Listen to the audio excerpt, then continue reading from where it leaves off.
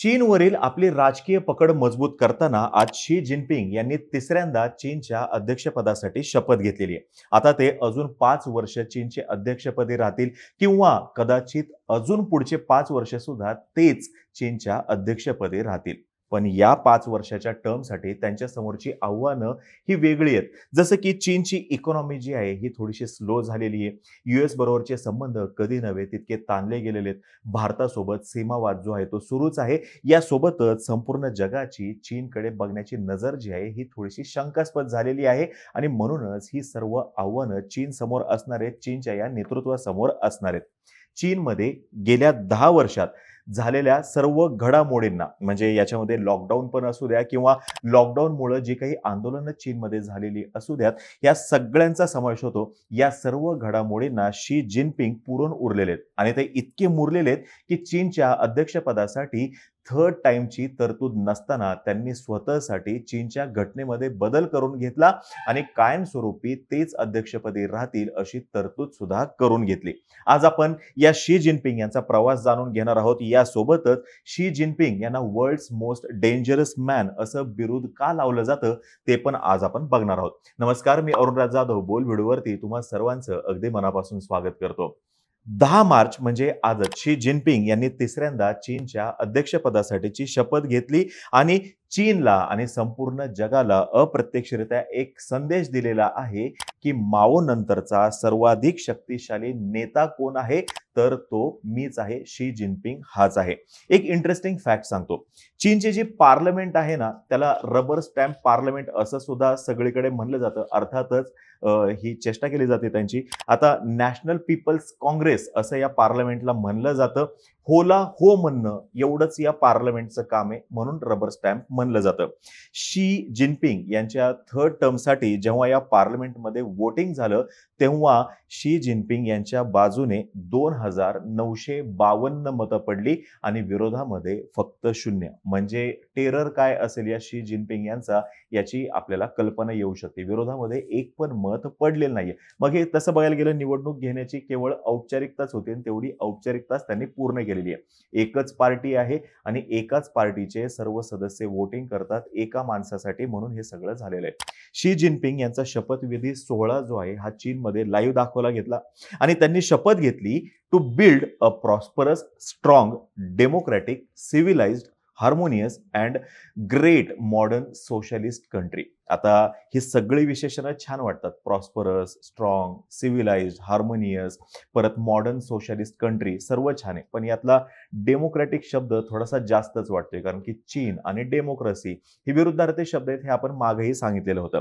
मार्च 2018ला सुद्धा जी शपथ या शी जिनपिंग यांनी घेतली होती तेव्हा ते म्हणाले होते to work for a great modern socialist country that is prosperous, strong, democratic, culturally advanced आणि ब्युटिफुल. म्हणजे 5 वर्षापूर्वी सुद्धा अशीच काहीशी त्यांनी शपथ घेतली होती. शब्द थोडेसे वेगळे होते आणि त्याच्यामध्ये त्यांना कितपत यश आलं याच्यावरती चर्चा होऊ शकतात. पण स्वतःची इमेज स्ट्रॉंग करण्यामध्ये मात्र या 5 वर्षात शी जिनपिंग यांना नक्कीच यश आलेलं आहे. 1953ला शी जिनपिंग यांचा जन्म झाला. एका पॉलिटिकल कुटुंबामध्येच त्यांचा जन्म झालेला होता. एका मुरलेल्या राजकारणाच्या घरामध्ये त्यांचा जन्म झालेला होता. शी यांनी त्यांचं केमिकल इंजिनिअरिंग पूर्ण केलं आणि 1983ला कम्युनिस्ट पार्टीचे ते सेक्रेटरी झाले. 1985ला झिया त्यांचे उपमहापौर झाले आणि तिथपासून त्यांचा सुरू झालेला प्रवास जो आहे तो 2013ला चीनचे राष्ट्राध्यक्ष होण्यापर्यंत झालेला दिसतोय. शी जिनपिंग यांच्या पूर्वीचे जे चीनचे अध्यक्ष होते हू जिनताओ यांच्या कार्यकाळामध्ये शी जिनपिंग हे व्हाईस प्रेसिडेंट होते आणि नंतरचा त्यांचा उत्कर्ष आपल्याला माहितीच आहे. शी आणि त्यांचे पूर्वाश्रमी या सर्वांच्या भूमिकेमध्ये एक साम्य आहे बघा. म्हणजे अगदी तुम्ही माओ पासून घ्या ते शी जिनपिंग पर्यंत हे सर्वच जण पीसफुल डेव्हलपमेंट बद्दल आग्रही होते. डेव्हलपमेंट बद्दल आग्रही असणं काही वाईट नाहीये, पण पीसफुल डेव्हलपमेंट म्हणतात आणि चीन हा किती शांततावादी आहे हे आपल्या सगळ्यांना माहिती आहे. आता शी जिनपिंग ज्या चीनला लीड करतायत हा चीन वेगळा आहे. 1990-2000च्या आसपासचा जो चीन होता तो वेगळा चीन होता. आजचा चीन वेगळा आहे. त्यावेळेसचा जो चीन होता, त्या चीनचा जगाला धोका वाटत नव्हता.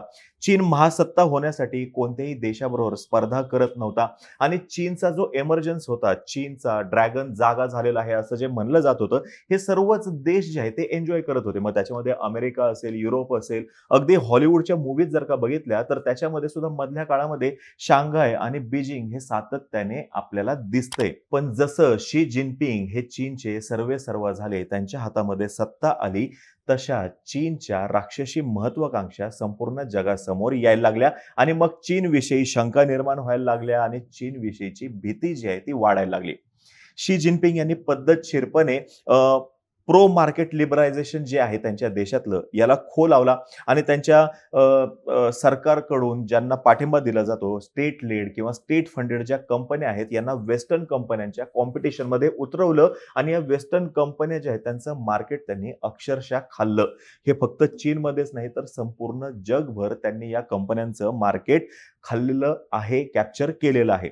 शी जिनपिंग यांनी प्रमोट केलं गोइंग ग्लोबल या त्यांच्या एका घोषवाक्याला आणि यासाठी त्यांनी त्यांच्या चीनमधले जे बिझनेस हाऊसेस आहेत, ज्या बिझनेस फर्म्स आहेत, यांना फायनान्स सुद्धा मोठ्या प्रमाणात उपलब्ध करून दिलेलं दिसतंय. म्हणजे काय, धोरणे आहेत का? तर आहेत.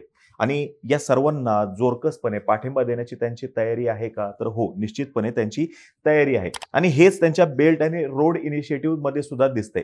बेल्ट अँड रोड इनिशिएटिव्हद्वारे चायनीज कंपन्या ज्या आहेत या जवळपास सर्वच देशांपर्यंत पोहोचल्या आणि त्यांनी काय इन्फ्रास्ट्रक्चर आम्ही तुम्हाला देऊ वगैरे सांगून सांगून हळूहळू त्यांच्या इथलं मार्केटच कॅप्चर केलेलं आपल्याला दिसून येते.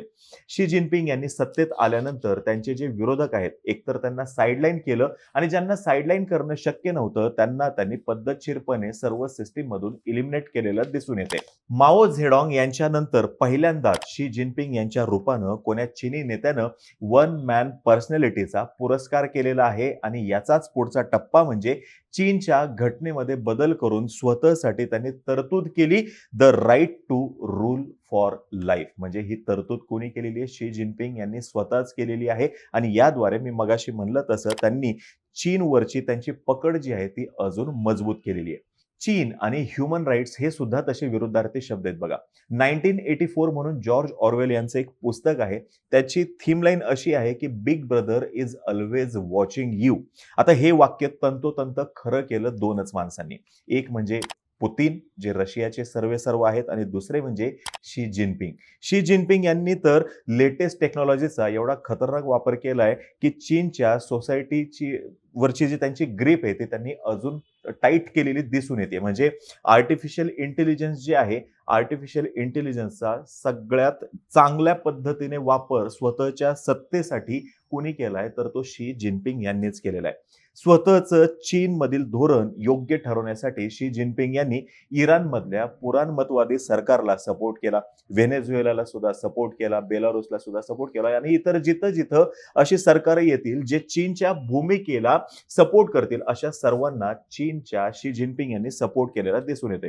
याही पलीकडे जाऊन त्यांनी त्यांच्या देशातले पत्रकार असो किंवा बाहेरच्या देशातले चीनमधले असलेले पत्रकार असो, चीनमधले जे अकॅमेडिशियन आहेत ते असो किंवा फॉरेन कंपनीज ज्या आहेत यांना सुद्धा सुट्टी दिली नाही. जो कोणी त्यांना विरोध करेल त्या सगळ्यांना त्यांनी पद्धतशीरपणे बाजूला केलेलं दिसून येते. लोकशाहीचं रक्षण करणार अशी शपथ घेतलेले शी जिनपिंग यांची हाँगकाँग बद्दलची भूमिका सगळ्यांना माहिती आहे. तैवान बाबत त्यांनी घेतलेली भूमिका हे निश्चितच लोकशाहीची आणि शांततेची नाहीये. उलट त्यांनी तैवान आणि हाँगकाँग बाबत घेतलेली भूमिका जी आहे ही जागतिक शांततेला धोका निर्माण करणारी आहे आणि या संदर्भात कुणाचंही दुमत असण्याचं कारण नाहीये.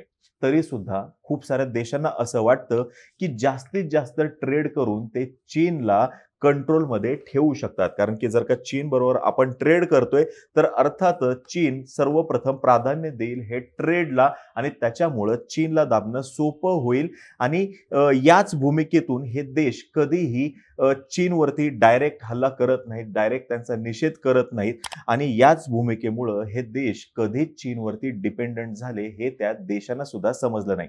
आज चीनला विरोध करताना सुद्धा या देशांना 10 वेळा विचार करावा लागतो. खुद्द अमेरिकेला सुद्धा या चीनला विरोध करताना विचार करावा लागतो आणि या डिपेंडन्सीमुळेच चीनला डायरेक्ट अमेरिका विरोध करत नाही आणि असा आरोप त्यांच्या इथं सध्या जे राष्ट्राध्यक्ष पदासाठी इच्छुक आहेत त्यांनी केलेला आपल्याला दिसून येतोय. एक वेळ अशी होती की ग्लोबल ऑर्डरमध्ये US, USSR, Britain, France, Germany, Japan हे येत होते आणि चीन नंतर या लिस्टमध्ये आला. पण आजच्या दिवशी आपण ही ग्लोबल ऑर्डर अशी म्हणू शकतो. चीन, US, Russia, Britain, France, Germany अशी ही ग्लोबल ऑर्डर झालेली आहे आणि याच्यामध्ये शी जिनपिंग यांची राक्षसी महत्वाकांक्षा जी आहे त्याचं सगळ्यात मोठं योगदान आहे.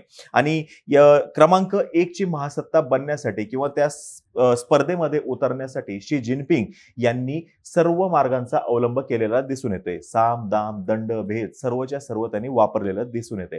चीन धोकादायक नाही या गृहीतकातून सर्व देशांना बाहेर यावं लागणार आहे.